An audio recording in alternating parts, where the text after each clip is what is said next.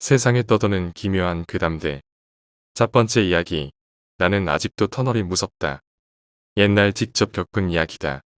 술 친구들과 함께 술을 퍼 마시다 심령 스폿에 가자는 이야기가 나왔다. 남자 둘 여자 둘의 뻔한 조합으로 귀신이 나온다는 지역 터널로 가게 되었다. 터널에 관한 소문은 많았다. 안에서 클락션을 울리면 귀신이 나온다더라. 손자국이 철썩철썩 창문이 나타난다더라. 그런 도시전설 같은 것이 대부분이었기에 우리는 별 기대도 안 하고 시끌벅적 떠들며 A의 차에 타고 터널로 향했다. 가장 신이 난 건 어릴 적부터 친했던 A였다. 혹시 차체에 손자국이 나지는 않을까 기대된다며 오는 도중에 세차까지 하고 올 정도로 오컬트 매니아였다. B와 C는 그냥 술 친구로 딱히 영감이 있는 건 아니지만 덩달아 따라온 듯 했다. 나는 친구라고는 해도 일단 여자애들과 술 먹고 드라이브를 나선 것만으로 만족하고 있었다. 가볍게 맥주를 마시며 시골 산길을 달려 30분 만에 터널에 도착했다. 분위기는 한껏 달아올라 A는 터널에 들어가기 전에 이러저런 무서운 이야기를 해댔다. 클렉션을 빵빵 울리고 천천히 터널 안으로 들어선다. 터널 안은 불이 켜져 있는데도 불구하고 묘하게 어슴푸레하다. 다들 말이 없어진 것을 신경 쓴 것인지 A가 좋아, 여기서 클락션 좀 울려볼까? 라고 신나서 말한다. 여자아이들은 무서워라면서도 재미있어 보인다. 두근거리며 A를 부추긴다. A는 간다라고 외치고 클락션을 울렸다. 그러자 말도 안 되는 한심한 클락션 소리가 터널 안에 울려 퍼졌다. 다들 빵 터져서 뭐야, 이 소리. 진짜 웃긴다라며 다들 무서운 건 잊고 웃고 있었다. 맛이 들린 우리는 클락션을 연타에 337박수를 치는 등 배꼽 빠지도록 웃었다. 누르면 누를수록 괴상한 소리가 난다. 하지만 이변은 이런 웃음판 와중에 갑자기 일어났다.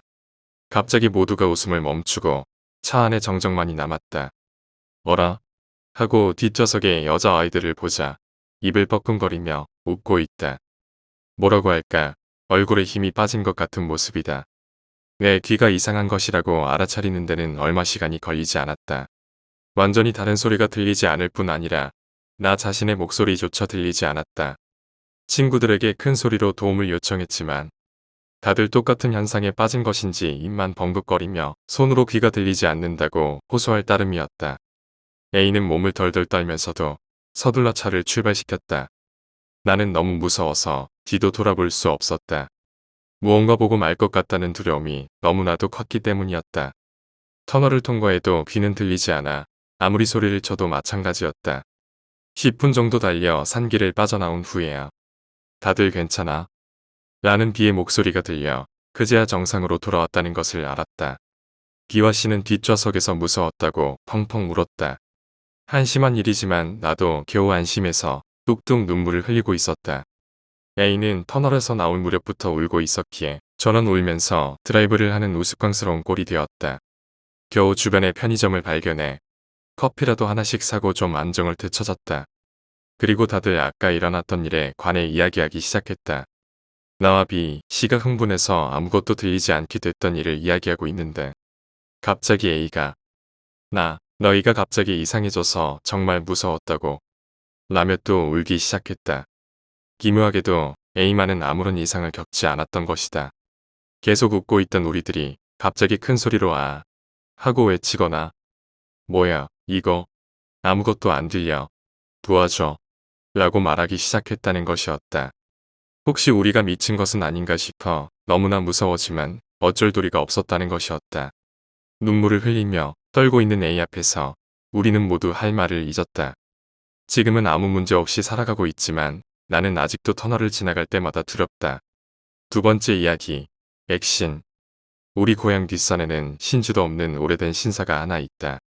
거기에 모셔진 신은 이른바 액신으로 예로부터 다양한 이야기가 전해 내려오고 있다. 대부분은 그저 신을 정성 들여 대하지 않으면 애군이 내린다는 정도지만 그중 이런 이야기가 있었다. 전국시대 무렵 당시 이 땅을 지배하던 영주의 남봉꾼 아들이 액신 따위 미신이다라며 신사의 신물을 꺼냈다고 한다. 그리고 술에 잔뜩 취한 후 거기를 향해 오줌을 갈겼다. 그럼에도 한동안은 별일이 없었지만 몇 년 정도 시간이 흐른 후 이상한 일이 일어나기 시작했다.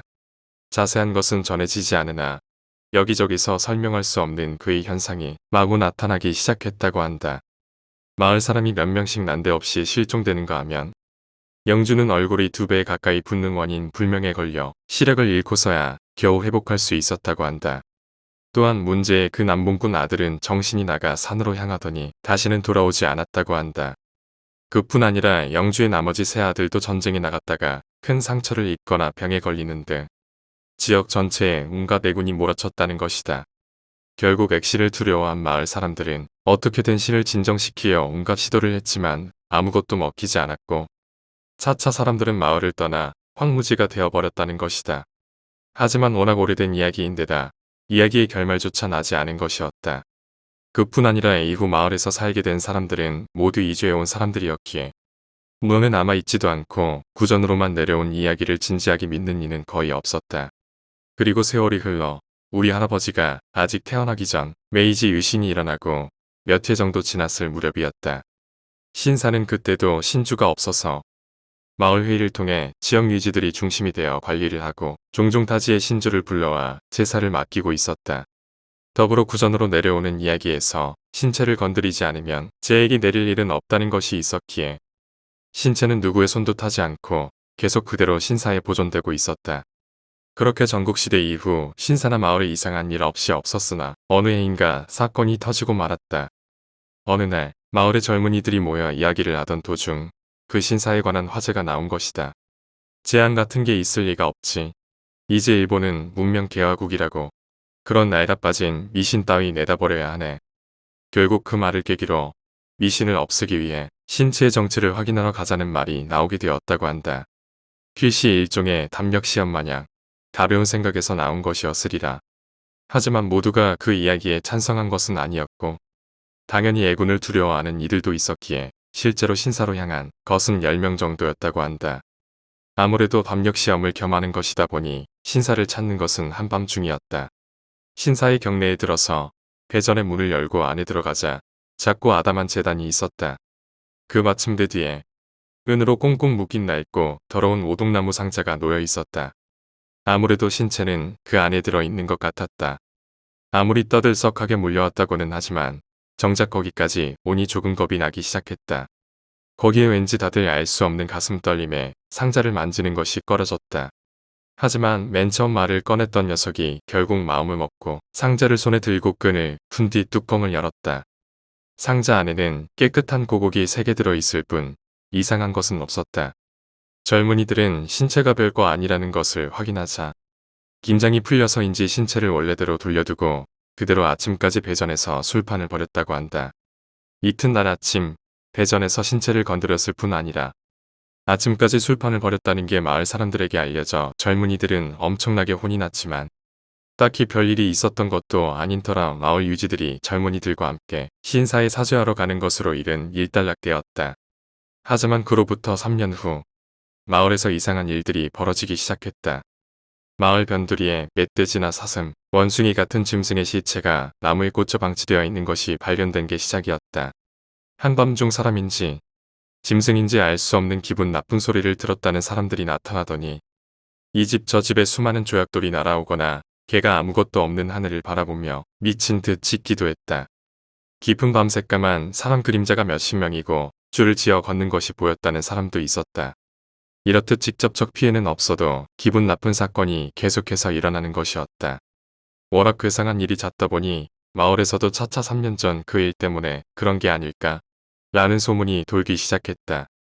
불안해진 마을 사람들은 마을에 파견 나와 있던 파출소 직원에게 부탁해 근처 경찰서에서 지원을 받아 경비를 세우고 자체적으로 자경단을 만들어 한밤중에 순찰을 돌기로 했다. 그리고 3년 전에 사건을 일으킨 젊은이들이 다시 한번 신사에 사죄하러 가기로 했다. 하지만 온갖 대책을 세워봐도 그 현상은 전혀 줄어들지 않았다. 그뿐 아니라 마침내 피해자까지 나오기에 이르렀다. 산에 들어갔던 마을 사람이 무언가에 습격당한 듯 너덜너덜한 시체로 발견된 것을 시작으로 놀러나간 아이가 후련히 사라지는가 하면 4인 1조로 자경단 순찰을 돌던 사람들이 4명 모두 증발해버리기까지 했다. 그뿐 아니라 한밤중에 갑자기 일어나더니 알 수 없는 아우성을 치며 밖으로 뛰쳐나가 그대로 사라져버리는 사람이 있는가 하면 무언가에 쫓기는 것 마냥 필사적으로 도망치더니 집에 들어가 식칼로 자신의 목을 그어 자살하는 여자까지 있었다고 한다. 그러한 사건이 한 달 사이 연달아 일어나니 마을 사람들은 어찌할 도리를 모르고 해결책을 찾아 끙끙대고 있었다. 그 와중에 마을 할아버지 한 분이 산 너머 X신사에 인연이 있는데 거기에 부탁해보면 어떻겠나? 라는 제안을 하셨다. 딱히 마땅한 방법도 없었기에 마을 사람들은 그 말을 듣고 날이 밝는 대로 X신사에 가보기로 했다. 다음 날 마을 유지들이 3년 전 사건의 주범들을 데리고 X신사에 가서 신주를 만났다. 신주는 일단 진정하시고 천천히 이야기해 보시죠. 라고 말해 일련의 사건에 관한 이야기를 자세히 말했다고 한다. 그러나 어느 정도 이야기를 털어놓자 신주는 그거 이상하군요. 라고 말했다. 신사의 신체는 재단 위에 놓인 평평한 상자 속의 청동거울이지 오동나무 상자 속의 고곡이 아니라는 것이었다. 전국시대 이야기에서 남봉꾼 아들이 더럽힌 것 역시 청동거울이었다고 알고 있다는 것이었다. 원래 X신사는 몇 대 전부터 뒷산 신사의 제사를 대신해 왔기에 신주 본인도 젊은 무렵 한번 제사에 참여한 적이 있지만 오동나무 상자나 고곡은 본 적이 없었다고 한다. 실은 유지들도 젊은이들이 연 것은 청동거울이라고만 생각했기에 신주와 더불어 고곡의 이야기를 듣고 의아해하며 크게 놀람과 동시에 고곡의 존재마저 그때 처음 알았던 것 같다. 신주는 덧붙였다. 이것은 악령이나 재앙신에 의한 게 아닙니다. 더 그 이쪽은 무언가의 짓인 것 같아요. 일단 그 고곡을 한번 봐야겠습니다만 어쩌면 신은 그 고곡에 무언가를 봉하기 위한 것이었는지도 모르겠습니다.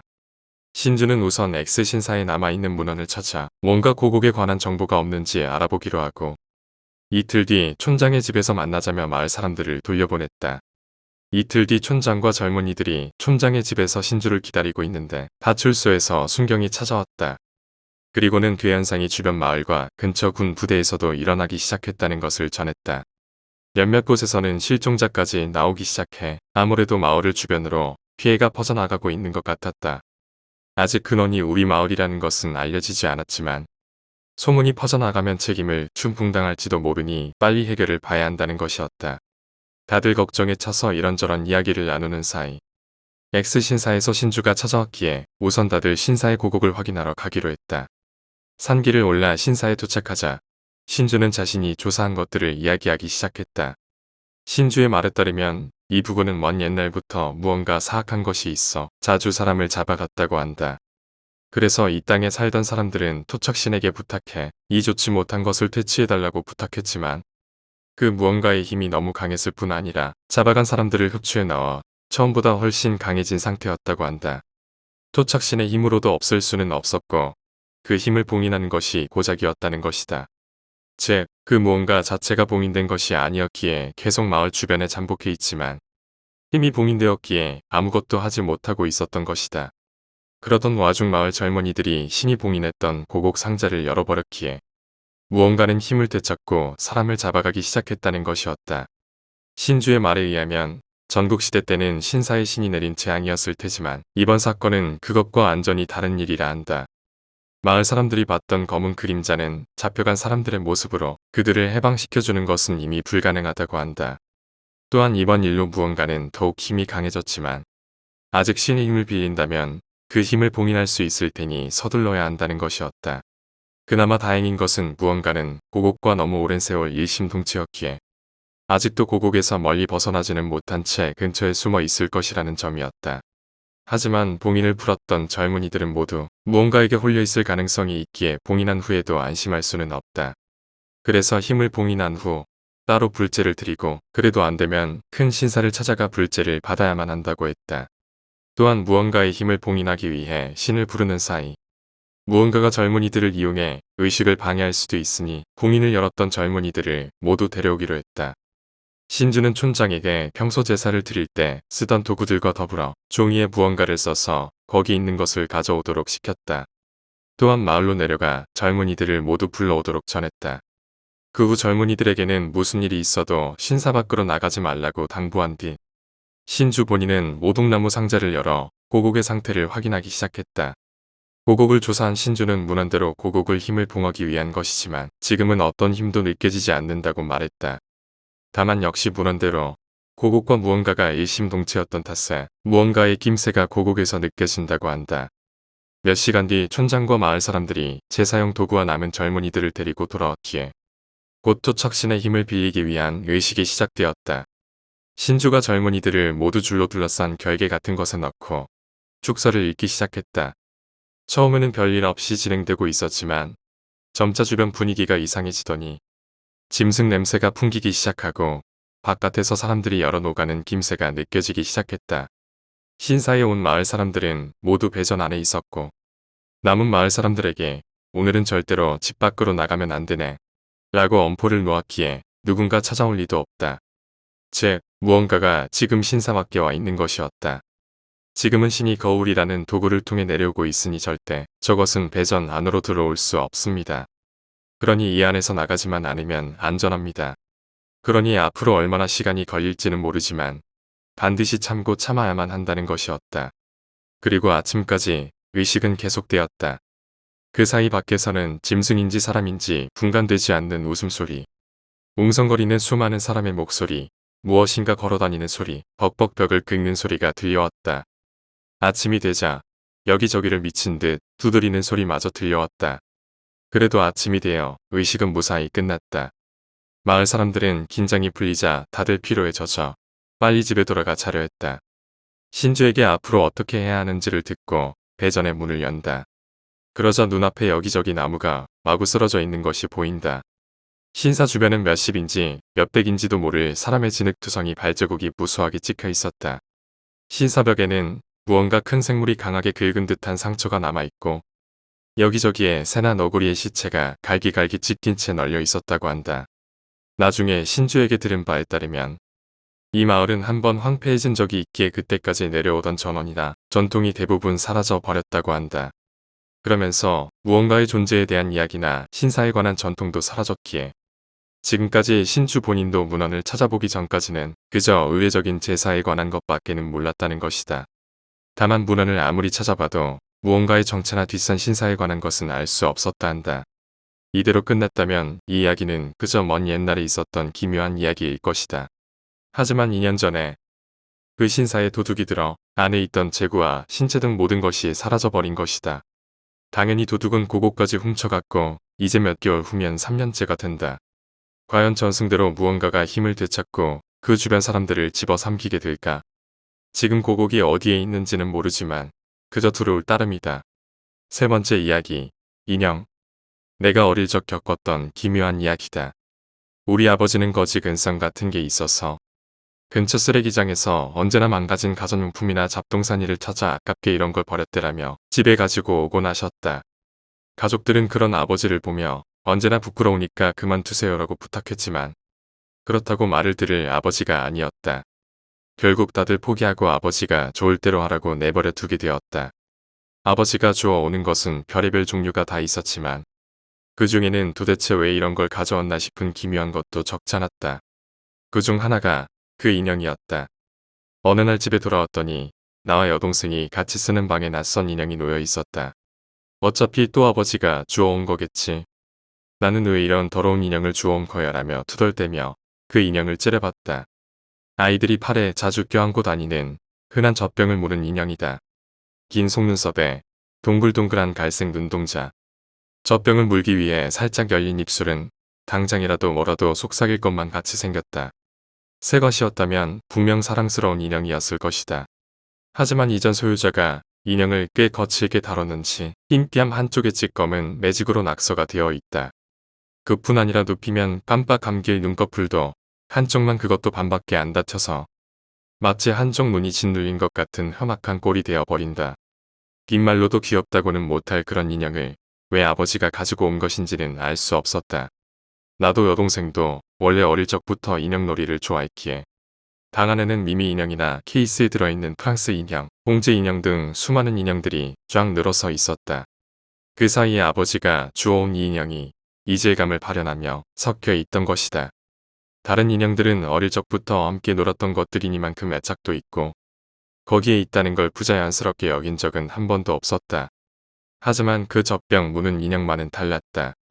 그 인형은 침대에서 자는 나를 말없이 그 눈동자만으로 매일 저녁마다 가만히 응시하는 느낌이었다. 솔직히 꽤 기분 나빴다. 하지만 그렇다고 아버지가 기껏 주워온 것을 함부로 버릴 수도 없으니 어쩔 수 없이 방에 둘 수밖에 없었다. 그리고 얼마 후부터 나는 기묘한 일들을 겪기 시작했다. 침대 위에서 여느 때처럼 누워 자고 있는데 문득 귓가에서 누군가의 말소리가 들려온다. 아이일까? 내 귓가, 그것도 무척 가까운 곳에서 갑자기 아이가 웃었다. 키키엣. 마치 못된 장난을 치고 나서 신이 난 듯한 웃음소리였다. 처음에는 한 사람의 웃음이었다. 하지만 점차 잔물결이 퍼져나가듯 와글와글 다른 웃음소리도 들려왔다. 전부 어린 아이가 웃는 것 같은 순진한 웃음소리였다. 그러더니 소근소근 무언가를 이야기하는 것이 들려왔다.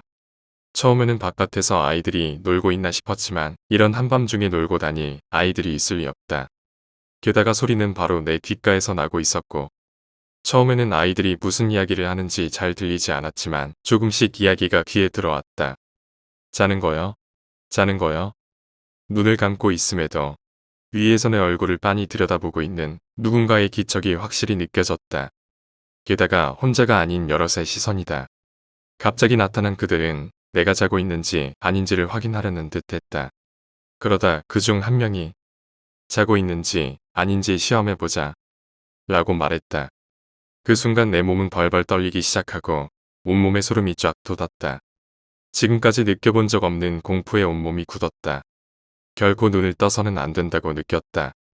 그것들을 보면 분명 안 좋은 일이 일어날 것이다. 그러니까 그들을 절대로 보면 안 된다. 본능적으로 그렇게 느끼며 나는 마음속으로 사라져라, 사라져라 하고 필사적으로 빌었다. 변함없이 머리맡에서는 아이들이 내 얼굴을 바라보며 소근소근 무언가를 이야기하고 있다. 그 후로 의식이 사라지고 정신을 차리자 암이 아침이었다. 눈을 뜨고 그저 악몽을 꿨다고 생각하며 나는 아침이 되었다는 것에 가슴 깊이 안심했다. 하지만 그 꿈은 한 번으로 끝나지 않았다. 그날부터 나는 같은 꿈을 몇 번이고 계속 꾸게 되었던 것이다. 침대 위에서 내가 자고 있으면 어디에선가 아이의 웃음소리나 이야기 소리가 들려온다. 처음에는 이야기 소리뿐이었지만 점차 그중 머리맡을 누군가가 타박타박 떠들썩하게 뛰어다니기도 했다. 두세 명뿐이었던 목소리도 점점 늘어나 수많은 사람들이 내 주변에서 이야기를 하고 즐겁다는 듯 뛰어다니고 있었다.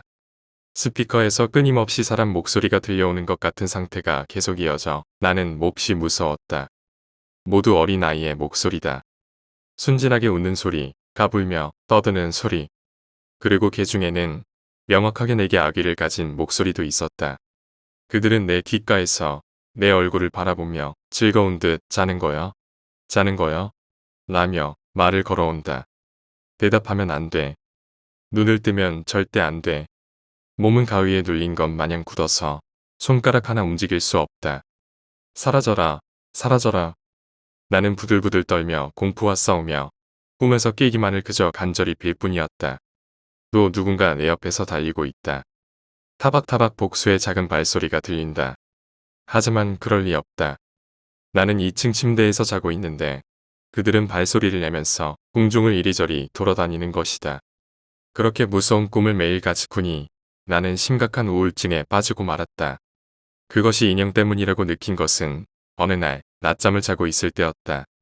반쯤 잠에 빠져 정신이 흐릿한 와중에 나는 또다시 그 꿈을 꾸었다. 자는 거요? 자는 거요? 슬슬 그런 걸까? 라며 떠드는 아이의 기척을 느끼고 나는 왠지 이건 그 인형이구나 하고 느꼈던 것이다. 왜 그렇게 생각했는지 설명할 수도 없고 이유도 없다. 하지만 반드시 그렇다는 직감이 있었다. 정확히 말하자면 틀린 것일지도 모른다. 내 얼굴을 바라보고 집요하게 내가 자는 것인지를 확인하려는 그 녀석은 그 젖병을 무는 인형이 아니라 젖병을 무는 인형 속에 숨어있는 무엇인가라고 나는 느꼈던 것이다. 하지만 이런 이야기를 누군가에게 털어놓을 수는 없었다. 정신이 나간 거라고 생각할 게 틀림없었기에 나는 혼자 끙끙 앓고 있었다. 하지만 문득 아래층 침대에서 자는 여동생도 무언가 이상한 낌새를 느끼지 않았나 궁금해졌다. 그래서 여동생에게 물어봤지만 여동생은 이상하다는 얼굴로 그런 소리 못 들었어 라고 평상시와 다름없는 모습으로 대답했다.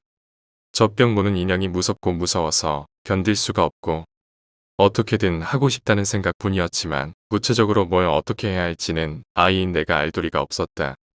솔직히 나 자신이 정말 미친 것은 아닌가 싶어 너무나 무서웠다. 어째서 나에게만 소리가 들리는 것인지, 어째서 내 주위에만 그들이 찾아오는 것인지. 옛날 희미하게 여자 귀신을 본 적이 있었다. 혹시 영감이라는 게 그때 내게 생겨났던 것은 아닐까? 그래서 어둠 속에 숨어 있던 무언가의 낌새를 눈치채 버린 건 아닐까? 며칠 지난 어느 밤, 또 그들이 찾아와 내 귓가에서 와글와글 이야기를 시작한다. 눈을 감고 있었기에 실제로 본 것은 아니지만 20명 정도는 있는 느낌이었다. 그러다 보니 방 안은 사람 말소리로 가득하고 귀를 막고 싶을 정도로 시끄러웠다. 그중 5명은 분명히 내 머리맡에서 자는 거요. 전 거요. 하고 말을 걸어온다. 내 얼굴을 보고 있는 것은 역시 그 인형일 터였다. 그 녀석은 아이의 목소리로 이렇게 말했다. 깨어있어. 깨어있을 거야. 그러자 주변 목소리들도 그에 반응해. 깨어있어. 깨어있구나. 라며 일제히 말하기 시작한다. 순진함 속에 감춰진 악이라는 송곳이 모습을 드러내는 게 느껴졌다. 슬슬 괜찮겠지. 이제 들어가도 괜찮겠지. 들어도 괜찮을 거야. 들어볼까? 들어가자. 들어가자. 그때 나는 그 목소리들에게 몸을 빼앗길 것이라는 공포에 질려 비명을 지를 것만 같았다. 하지만 변함없이 몸은 가위에 눌려서 그저 벌벌 떨고 있을 뿐이었다. 도저히 이대로는 안 되겠다는 생각에 나는 처음으로 알고 있는 경문은 다 끌어모아 머릿속으로 외기 시작했다. 아이였기에 제대로 된 경문을 알고 있는 것도 아니었지만 그럼에도 알고 있는 말은 뭐든 필사적으로 외웠다. 정신을 차리자 아침이었다. 지금도 그것이 꿈이었는지 아닌지 생각하다 보면 멍해진다. 아니, 꿈이었으면 좋겠다고 생각하고 있는 것 뿐인지도 모른다. 그로부터 얼마 지나지 않아 우리가 살고 있던 전셋집이 재건축을 하게 되어 우리 집은 새로 지은 집으로 이사를 했다. 그 인형은 이사 도중 사라져 버렸다. 이사 도중 어머니가 더러워서 버렸을지도 모르고 혹여나 지금도 집 벽장 안에 조용히 숨어 있을지도 모른다. 하지만 이상하게도 새로운 집으로 이사한 후부터 나는 악몽을 꾸지 않게 되었다. 지금 생각해도 이상한, 도저히 설명하기 힘든 어린 날의 괴이한 체험이었다. 4번째 이야기, 미스테리 M 병원. 2년 전의 사건입니다. 당시 나는 간호사로 일하고 있었습니다. 지금은 파견 사무원으로 일하고 있습니다만 그 당시를 돌이켜보면 잘도 그 살인적인 근무를 이겨냈구나 하고 새삼 감탄하곤 합니다. 하루 18시간은 병원에 잡혀 있는 게 당연한 일이었으니까요. 그날은 2교대 근무 중 낮 파티였습니다. 아침 7시 반쯤 평소 다니던 출입구로 출근했지만 병원 안이 기분 나쁠 정도로 한산합니다. 인기척이 전혀 없는 것입니다. 평소라면 아침 식사 때문에 간호사들이 이리저리 바쁠 시간일 텐데 나는 탈의실로 향했지만 근무 시간이 겹치는 동료들 중 한 명도 만나지 못했습니다. 휴대폰으로 전화를 해봤지만 다들 전원이 꺼져 있다던가 수신이 불가능하다는 메시지만 나옵니다. 우선 인수인계를 위해 데스크에 가려 했습니다. 하지만 데스크까지 가는 도중 직원은커녕 환자조차 한 명도 보이지 않았습니다. 이전까지 이렇게 이상한 일을 겪은 적은 한 번도 없었기에 나는 덜컥 무서워졌습니다. 어쨌든 누구라도 찾아야겠다는 생각이었지만 함부로 돌아다니는 것도 두려웠습니다. 나는 일단 내선 전화의 수화기를 들었습니다. 하지만 평상시라면 들려올 다이얼 소리마저 들리지 않습니다. 가볍게 패닉에 빠진 나는 다시 한번 내 휴대폰으로 전화를 해보려고 꺼내다가 그만 떨어뜨리고 말았습니다. 당황해서 휴대폰을 주워서 집으로 전화를 겁니다. 이번에는 통화 연결음이 제대로 들립니다. 언제나 듣던 그 연결음마저 너무 반가워 눈물이 날 정도였습니다. 곧 전화가 연결되었습니다. 여보세요? 엄마, 나야. 너 지금 어디에 있는 거니?